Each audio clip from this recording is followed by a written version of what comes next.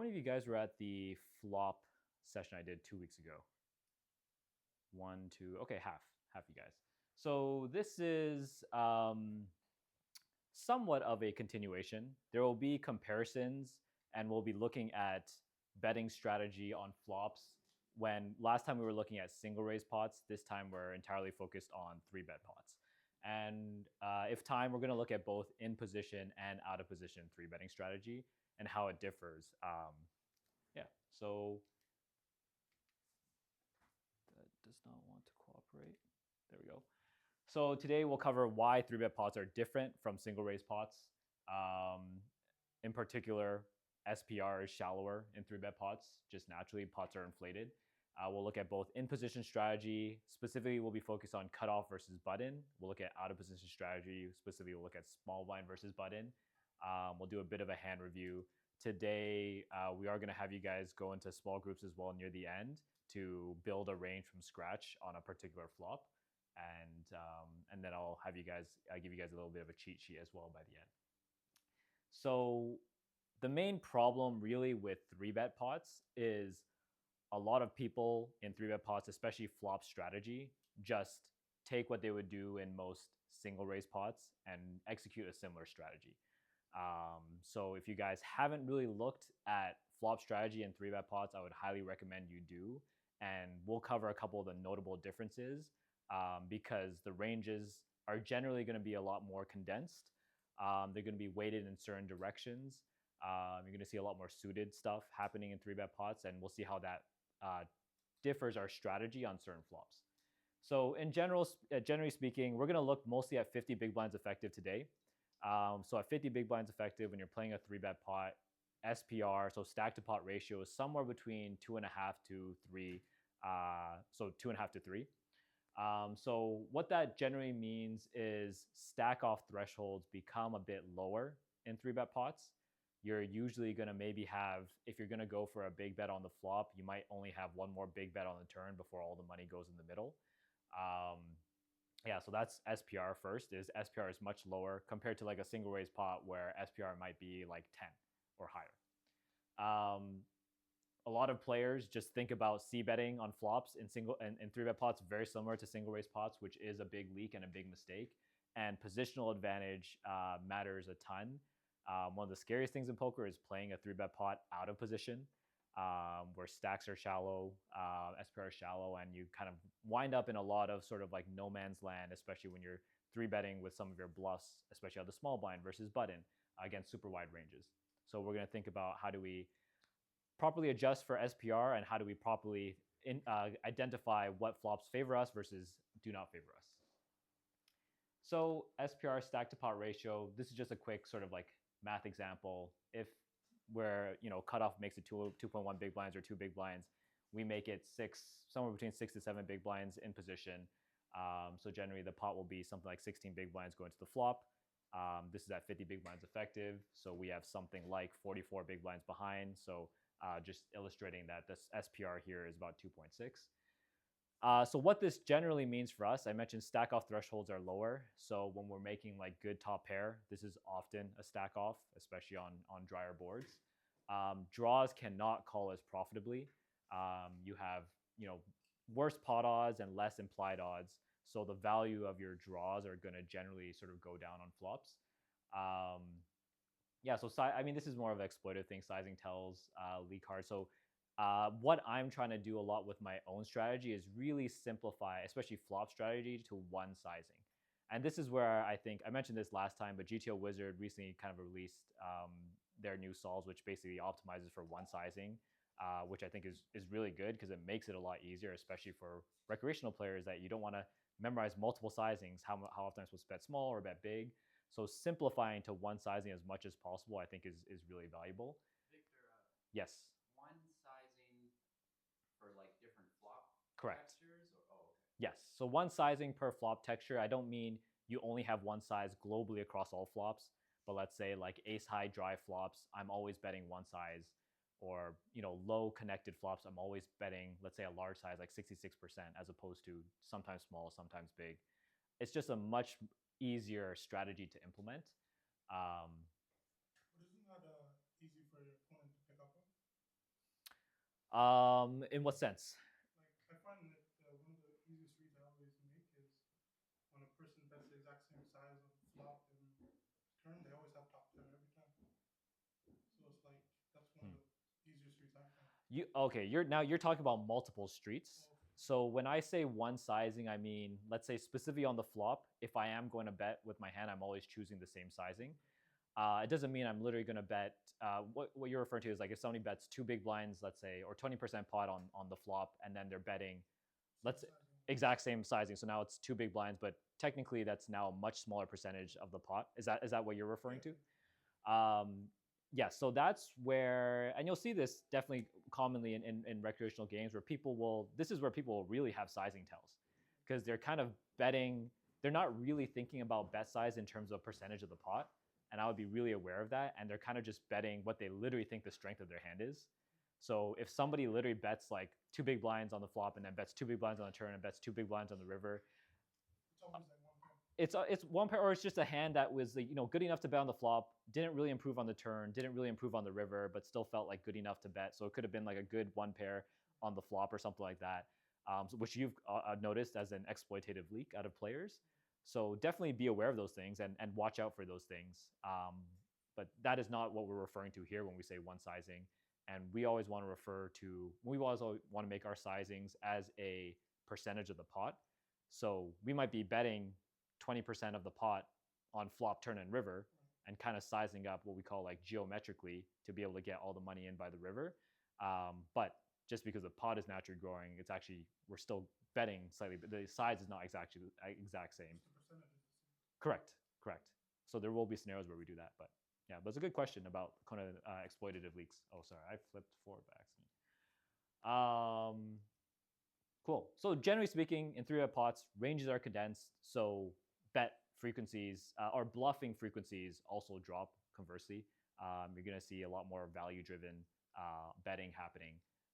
So we'll see how that kind of impacts things. But first, I just want to start by this is not going to go in depth into pre-flop, but just so we've got like our starting baseline. This is cutoff versus button. So a cutoff opening range. So a cutoff opening range on the right side is sorry, 40.9% call. That I think this is actually, the numbers are a bit off because the actual opening range is something like 40 to 45%. So this is not a 40.9% call, but the shapes of the charts are right. So it's going to be, let's just call it 45%, roughly around there is the cutoff opening range. The button three betting is correct, which is 11.2%. So that's what it's a pretty narrow, 11.2% of hands is pretty narrow. And then roughly the cutoff calling range, they're going to be calling a good chunk of their range that they open with. I think the main things to point out and mistakes that I'm seeing commonly here at V Club and other places is that people are playing too much like offsuit stuff in three bet pots. I think one thing to really think about is if you're going to play a three bet pot, you are especially if you're calling a three bet, you're going to heavily prefer playing more suited combos. Hence why you see a lot of calling out of the cutoff with pretty much all their suited connectors, their suited aces, everything except their worst suited combos here. So this is the cutoff opens the button three bets. Correct. And then could you just say that again, like what mistakes you see here and how you would adjust? Like if you were talking to someone who plays here, what should they be doing differently? Yeah, so I literally saw this on Saturday. I won't call from who, but basically somebody opened in the cutoff, button three bet. So actually this exact scenario, and then the cutoff ended up calling with ace six off.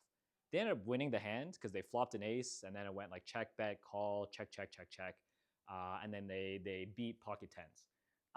But like as we can see here, like most of your offsuit ace is just going in the bin. So and if you're calling a6 off every time, you got 16 combos of a6 off. So it's a lot of, you really start to inflate. You're just gonna be calling like way too loose here and winding in some really dicey scenarios when you're playing against an 11% range. Extremely condensed. You're just gonna get kind of owned, especially against like a lot of their higher asex. So that was an example of like a pretty big pre-flop leak, in my opinion. And people will do it, like they'll see like two offsuit broadways and call a three bet pre-flop, like king 10 off or like queen 10 off. for example, which here in this case is just pure folds. So generally speaking, you're going to want to heavily favor, if you're going to call a 3-bet, like suited combinations. Cool. Does that answer your question, Pete? Yeah, I'm just thinking probably most players would think to fold like queen 8 suited or queen 9 suited, like the same players that would call with ace 6. So do you think Correct. should make that adjustment as well, like start calling more with suited connectors or gaps? And Yeah. Yes. So you're exactly right. I think you will find that trend. People will call more with like the offsuit broadways or the offsuit ace x before they start calling something like queen 8 suited. And we're just going to have a lot more playability with suited combos. We're going to have backdoors. We're going to have opportunities to bluff, things that we won't really have as much when we call with these offsuit combos. And we'll be dominated a lot less, especially when we have a lot of these like suited connectors kind of hands. Cool. Okay, so this gives you guys an idea of the ranges. I think generally speaking here, the 3-betting range is a little more polar. So you're going to see 3-betting from a lot of your best hands, and then you're going to see a lot of that, like a mix of like the low suited aces, the low suited kings, but a lot of these middling suited aces and middling broadways are just electing mostly to call. So it's a bit more of a polar range, and we'll see how that compares when you're playing out of position and you're constructing your small blind 3-betting range. But I will say, like, if you're not finding some of these 3-bets, by the way, with like this mix of like low suited kings, low suited aces, some of your like your queen X, like maybe you're only finding like the suited connectors, like your offsuit broadways, and obviously your strong value stuff, then you're likely underdoing it on your 3-betting. So just consider that today and potentially dial up with some of these combos. So as I mentioned, ranges tighten, edges shrink. So what does that mean? Generally speaking, we already talked about the ranges in general, but the 3-better is going to have a big advantage on high dry boards, right? They've got a ton of the overpairs. We saw a good mix of, a lot of ace-x, a lot of offsuit broadways. The equities start to shift as cards start to get lower and more connected, because we saw the calling range had a lot of suited connectors. So that's where equities start to shift. And generally speaking, range versus range equity gaps compared to single raise pots are a lot narrower, because we're not in a spot where we're like let's say a 40% opening range versus like an 80% like big blind calling range. Like ranges are a lot narrower here. So just something to keep in mind. And that's why in particular range advantage and nut advantage really matter more when driving flop betting frequency. So yes, you guys nailed it. Bet often. 90%, you can basically just simplify this to pretty much a range bet, and you're betting small, 20% pot. So it's slightly smaller than some sizing that you'll see in single raise pots, which might be like, let's say 25 or like 33% pot. And that's just a factor of like stack to pot ratio is smaller. So this is still like a decent size, like 20% into whatever it was, 15 or 16 big blinds, still a decent size flop bet. So yeah, we have huge range advantage. We have nut advantage. We have a ton of ace-x. As a percentage of our range, we have more ace-x. We've got obviously the pairs as well, ace king, aces, kings, queens, etc. So we're just a lot denser in ace-x. So small bet just overperforms here. What do we think about this next one? King, queen, jack. Actually, let me ask you guys first, because we did cover similar flops like this on single raise pots. Does anyone remember what the strategy was for the in-position player in single raise pots on 3 Broadway sort of boards? So you're saying check? So mostly check, like pure check, range check? I'd say like 60% of the time I'm checking. 60% of the time you're checking? Okay, and then 40% you're betting what sizing? Third to half. Third to half, okay. Anyone else remember? Or guess for who were into here last time. What would you guys do on these boards in single raise pots? And then we'll talk about 3-bet pots.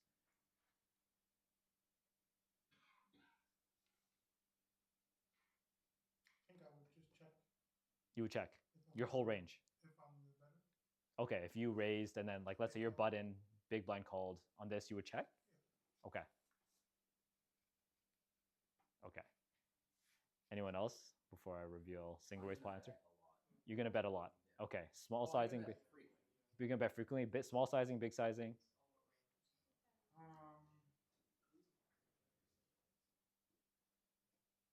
In a single raise, Single raise pot. I don't know. I always bet small. Okay. So I mean, I think in this case you could bet bigger, but I just against people who don't respond well to small bets, I bet small. Yeah. I think in this case I would bet frequently and a little bigger. a little bigger. So I think the meta for like the last like couple of decades has really been like small bets overperform on flops, and largely because people are just not defending enough on flops. I think what like Solver study has really revealed and has made actually a lot of people better at responding to small bets, doing more check raising. So this is where bet sizing and bet selection becomes more important for us, especially when you're, I don't know, playing in the circuit against like really good players and studied players. Where most flop strategy has this relationship where like the higher frequency we bet, the smaller size we're betting, and the lower frequency we bet, the larger size we're betting. Three triple Broadway boards is the like one exception to that, where these are boards where we bet often, usually our entire range, and we bet big. So you'll see like on Ace King Queen Rainbow, like the solver preferred strategy is literally betting pot for 100%, pretty much 100%. So you're going to see that pretty much on all like triple Broadway boards and single raise pots. So knowing that, and the single raise pot strategy is big bet pretty much 100% of the time. How do you guys think that will now differ here in a 3-bet pot? So first, who do you guys think has the range advantage, nut advantage? And then we'll talk about the strategy. I think the range advantage and nut advantage is similar to the single bet pot. Okay. So you think button has both the range advantage and the nut advantage here? Yeah. Okay. And then what do you guys think then the strategy would be here? I think we can just bet smaller because the SPR is lower. Okay, so you think, and do you think we're still betting 100%? Smaller than we did in the single raise pot. Cool. Okay. Anyone else think differently? Or everyone agrees? So bet smaller than in single raise pot, but still betting a lot. Okay, let's take a look. So this one differs a lot from single raise pots. We go from almost a pure flop C bet at a big size to a small size, but only 60% of the time. And the main things here is actually the out of position player has the nut advantage. I think so I mentioned at the beginning, our 3-betting strategy is more polar. So we're not really 3-betting with a lot of our middling ace X. So our deficiency in ace 10 is really important here, which is the nut straight. We're pretty deficient in ace 10. We don't have ace 10 suited at all at any frequency. I think there's like a bit of ace 10 off mixed in, but otherwise the out of position player has all the ace 10 suited. I don't think they have a ton of ace 10 off, but we both don't have like a ton of ace 10 off, but primarily they have ace 10 suited. They're going to have all of these suited broadways, whereas again, our 3-betting strategy was more polar. So we saw a lot of our suited broadways were just calling as opposed to 3-betting. So they've actually got the nut advantage because they've got more ace 10 than us, and the equity advantage is actually very, very close, which is what's driving this much lower betting frequency compared to when we were in a single raise pot. So this is kind of like a really key difference in 3-bet pots, which was really surprising to me when I was studying. But yeah, so again, so just a quick cliff notes. Caller has like 10-10, ace-10, ace-jack, ace-queen, a lot of hands that sort of connect with this board. Caller has more straights. They've got ace-10 suited. They got 10-9 suited. Don't we have all the kings and queens and jacks if we're the 3-better pre-flop? We do. We do. They also have some of those. I mean, more the jacks and queens. But it's more of the prevalence of all the other 2-pair combos and then the straights that we don't have. So that's why the equities run a lot closer. I think button, if we're getting like super specific, button probably still has a bit of an equity advantage, but it's quite close. But the nut advantage is definitely in the out of position person's favor. Cool. So that was a bit of a tricky one. We'll cover the next 3. So 9 of diamonds, 8 of diamonds, 4 of clubs. What do you guys think? Oh, I didn't skip, right? You gave us the answer. Did I actually? Oh, oh shit! I did skip ahead. 89.2%. Okay, well, my bad. I gave away the answer, but it is. Did I skip to this? Oh, I did. Okay, sorry, but we'll cover it really quickly. We're betting most of the time small sizing. I think what you're seeing here, there's a lot of small sizing being used as the imposition player in single raise pots. So largely, this is just driven by we've got overpair advantage, all the tens through aces. We've got, we've got a ton of overcards, and we'll see a decent amount where we'll have like backdoor flush draws if we have any diamond in them. It is important though that the nut advantage still belongs with the out of position player because they're going to have more of the two pairs and the sets. So pocket nines, pocket eights, 9-8 suited. But in this particular case, because of our overpair advantage, it is driving a still a pretty frequent bet. So that's why we see the 20% sizing here. All right, 10-5-5, rainbow. I'll try not to give the answer away this time. I think on that board you have to bet small, or maybe like half pot, since it's a paired board, like 100% of the time. Okay, so small 100% of the time. What do you guys think? Okay, you think cutoff has range advantage and nut advantage, and then you would check often.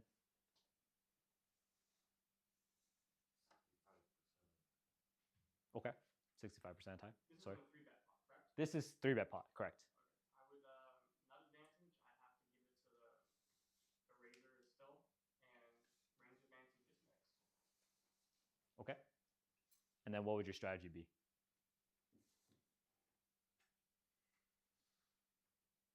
I think I'm betting 30%. Betting 30% of the time, checking 70% of the time. Betting 30% pot. Yeah. Got it. Often? Quite often. Cool. So this one is a 100% bet. And we're seeing the small sizing again. So main things here is we've got a big, on paired boards, overpair advantage becomes really important. So it's really driving our range advantage here. We've just got a ton of the overpairs, which are going to just generally really perform really well on this. Actually, that's really the main thing that's driving this strategy because of that big overpair advantage. And you're going to find this in many scenarios, whether you're out of position or in position. When one player has an overpair advantage, you're going to see quite often betting on paired boards. So even in like single race pots, like under the gun versus like button, you get called by button. You're going to see a lot of betting in these scenarios. Yeah, so it's pretty much like auto bet for small sizing.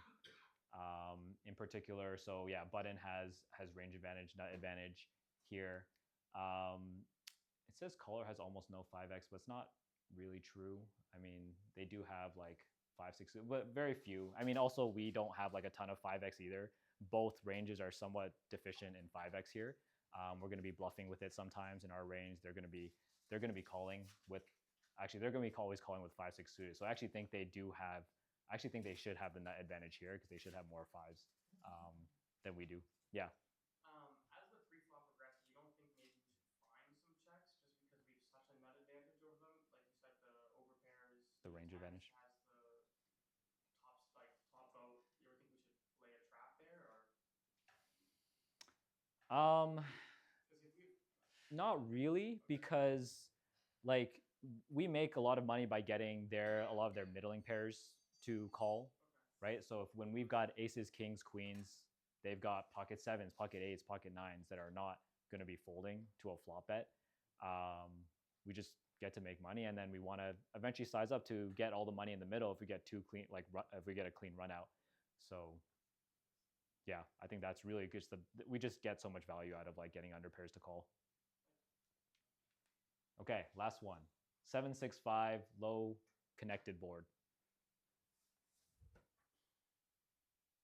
It's good for the caller. Good for the caller, yes. Yes, we saw a lot of those suited connectors. So nut advantage, I think for sure in the out of position player. Range advantage probably runs quite close. Ranges equity-wise will run quite close together. So what do we think our strategy should be? Bet infrequently. Bet infrequently. Sizing? Well, I mean, I'm seeing a trend, but if I thought we were ever going to go bigger, I think it was this one. Mhm. But Okay, let's see. So it's still the 20% pot sizing. So yes, you identify that basically almost globally across flops, at least with GTO Wizard's single size solver, it's just really preferring this small size very often. Or sorry, not very often. When it does bet, it's just very consistently of choosing this small size. But yeah, so this is kind of like one of our least frequent bets. We're pretty much checking half the time, we're betting half the time, and it just really is driven by the fact that the caller has sets, two pairs, straights, just a ton of equity and the nut advantage here. So we're really just betting kind of with our top of range or sort of like nut potential sort of hands on this board. Cool. So that summarizes it for flop strategy. Now we're going to compare this to out of position strategy. We're going to look at the same boards, but now it's going to be small blind versus button. And I'm going to ask you guys how you think this is going to differ when we're out of position. So first, we'll look at just what the ranges look like. And so the button opening range, instead of a 45% opening range, this is something closer to like 55% is the button opening range. So when we're three betting in the small blind, we're attacking a wider range. Because we're attacking a wider range, you see our three betting percentage jumps up from what was 11% now to 17.8%. So it's almost a 50% increase in the hands that we're three betting. So our three betting range is now a lot more linear. So by linear, we mean we're mixing in some more. It's not just our best hands and some trashy hands, where we are betting three betting with more of our like middling pairs. So we're adding more value to sort of our three betting range. And we're still seeing a lot of calling out of the button. This is actually a pretty wide range. And again, that big pattern, we said we really prefer suited combos. So I think a lot of people wouldn't think to call with like 8-5 suited, for example, against a small blind three bet, or like 9-6 suited. But you're seeing a lot of calling. Almost every suited combo that we open with as the button is calling against a small blind three bet. And then we're folding a lot of our offsuit stuff. So similar patterns, but now ranges are a little less condensed because they started wider to begin with. And we'll ask you guys how you think that will impact our strategy, both being out of position, but then also the way that the ranges are built. Oh, nope, did not want to do that. Okay, hopefully you guys didn't see that. But let me ask you actually right now, how do you guys think that this is going to impact our ranges when we're small blind? And I'll go through each of the flops again one by one. So let me actually jump back to this one. So these are the same flops, but now we're in the small blind versus a button range. Hopefully you guys didn't see the answer, but we'll just start like A7 deuce.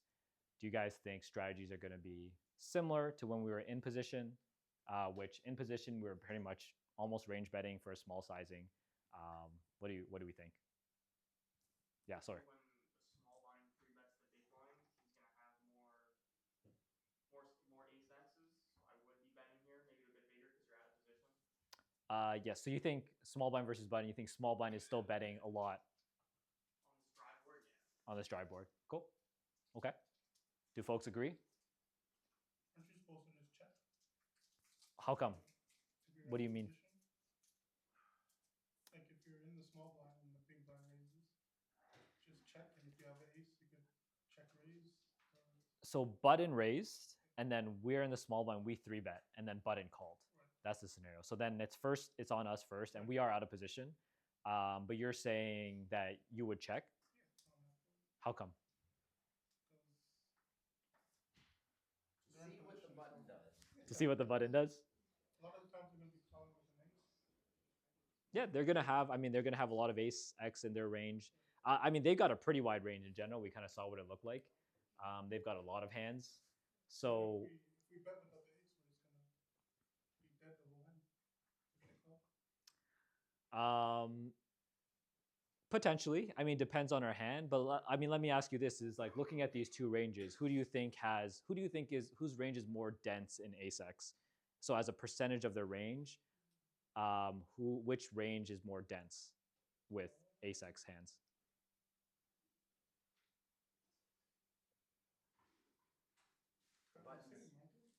super wide, so they're pretty scattered. They're pretty Yes. Yes. So our range is more dense in ace-x. So like yes, they have all this like suited ace-x, but their range overall is just like they've got all of these other hands. So it's just as a percentage of their overall range is smaller. So that gives us still a range advantage on these ace high dry boards. So basically, what we're going to be seeing is we're still pretty much betting almost 100% of the time for a small sizing. So this is in this board, no real change happens here.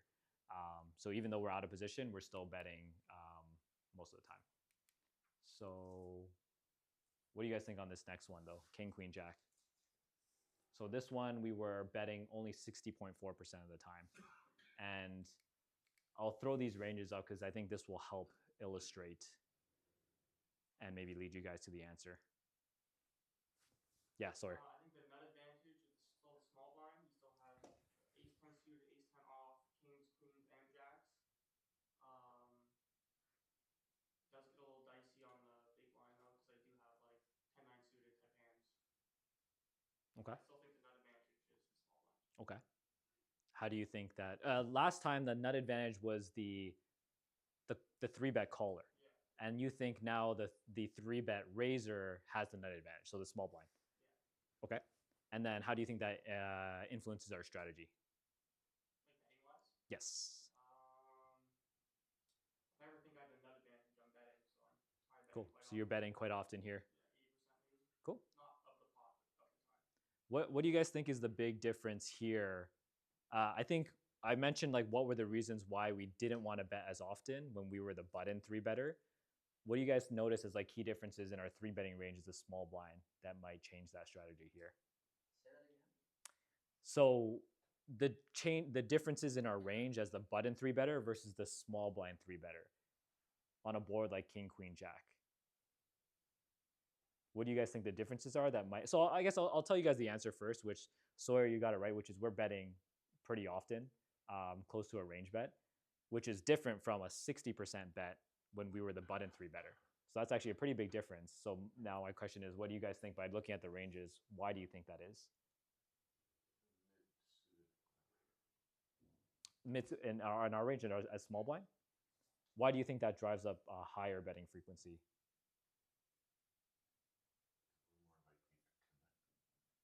A mid-suited connector. Oh, like a Broadway connector, you mean? Because we're king, queen, jack. On the low end. What specific hands do you mean, Oz? 10-9 suited, yeah. Yeah? Is it because we have ace 10 in our 3-bet range? We do have ace 10, so that's a big one. Sawyer?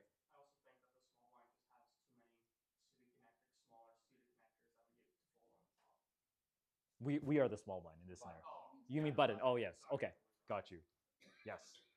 Yeah, so I think the big differences here is last time we had no ace 10 suited and very little ace 10 off. We've got pretty much ace 10 suited pure, and we've got a lot of ace 10 off. Last time we didn't have many suited broadways, but here we've got a decent amount of suited broadways. We have king jack suited, king queen suited, hands that we didn't really have as much as the button 3-better. We have 10-9 suited. We've also got a lot of like king X suited. Like before, we only had some like dusty king suited hands, like king 5 suited, king 4 suited, and at very small frequencies. Whereas we've got hands like king 9 suited pure, we've got king 6 suited, king 7 suited. So we've got top pair a lot more often too.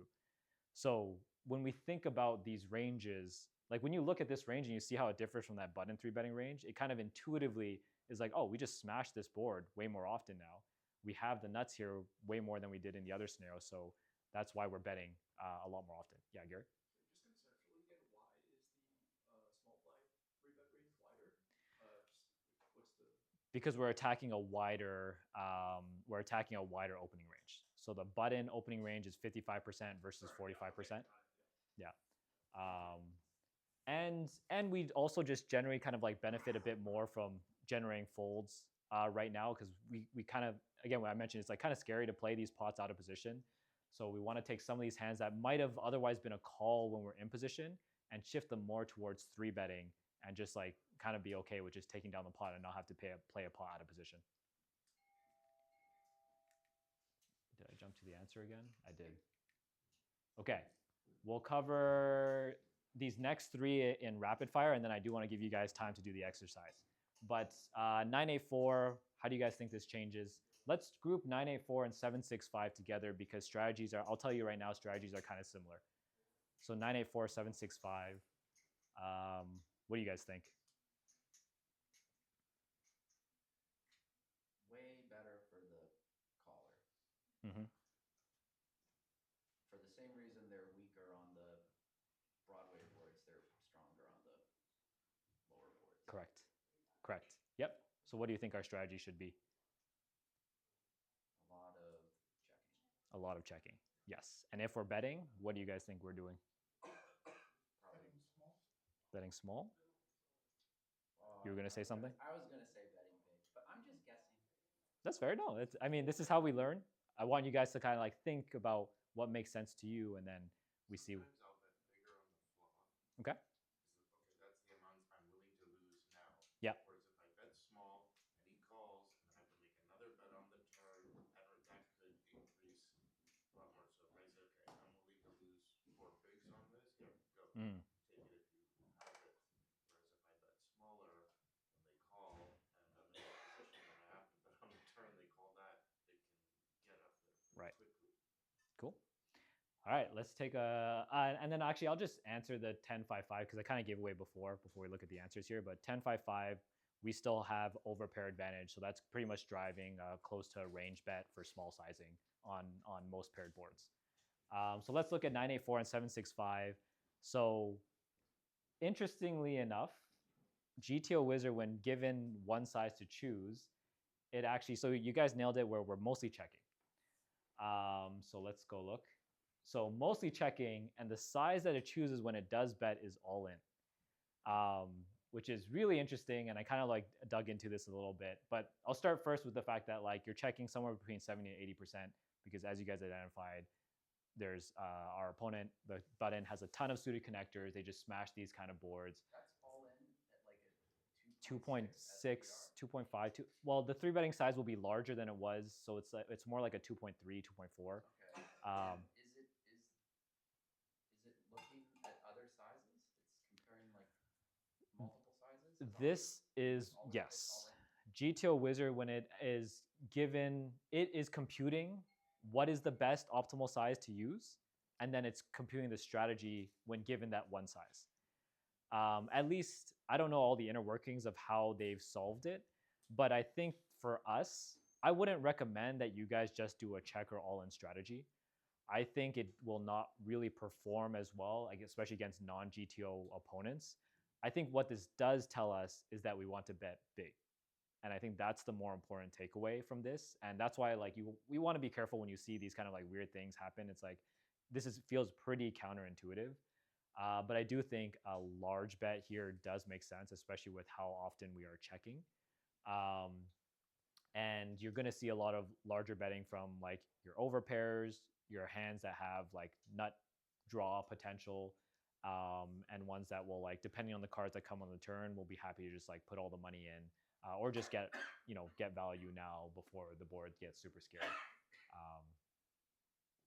Yeah, I see a very quizzical look on your face, Peter. You have a question? Oh, sorry, I was going ahead. I was thinking. No, go. You have a question or? Well, I think it's a longer discussion. Okay. You disagree with the solver? No, I don't. I mean, but the solver is telling us what we can do that prevents our opponents from exploiting us. Mm-hmm. So, I mean, that's a whole other thing. Like we only need to do this to prevent our opponent from finding the solution to another option where they would be exploiting us. And so in my mind, we wouldn't be doing this if our opponents aren't going to find the exploit to the other sizes. I agree. And I think it's too easy for our opponents to overfold because I took a look at the strategy and I have it here as well. So let's just look at one of these, for example. I think it's this one. Is this 5, 6, 7? This is 5, 6, 7. So it's jamming with 9s, 10s, jacks. It's checking with ace, kings, queens, mostly as a trap. And then it's jamming with its like top pair. And this is for value. So nines, tens, jacks, ace seven suited, all the way down to 10-7. It's jamming for value to get called by hands like 7-8, 6-8. Basically, all these like pair plus straight draw, backdoor flush draw combinations, which our opponent's supposed to be calling a 2x overbet jam on the flop. But if we think our opponents are overfolding and they're only calling when they have a set two pair or the nuts, then a jam becomes pretty bad.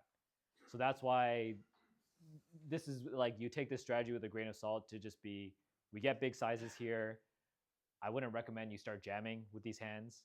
I would recommend you kind of take the shape of this and seeing what hands it wants to be betting for. You can interpret what it's trying to bet for value, what are its bluffs. So hands like king nine suited is like gutter with backdoor flush draw, most likely, for example, and like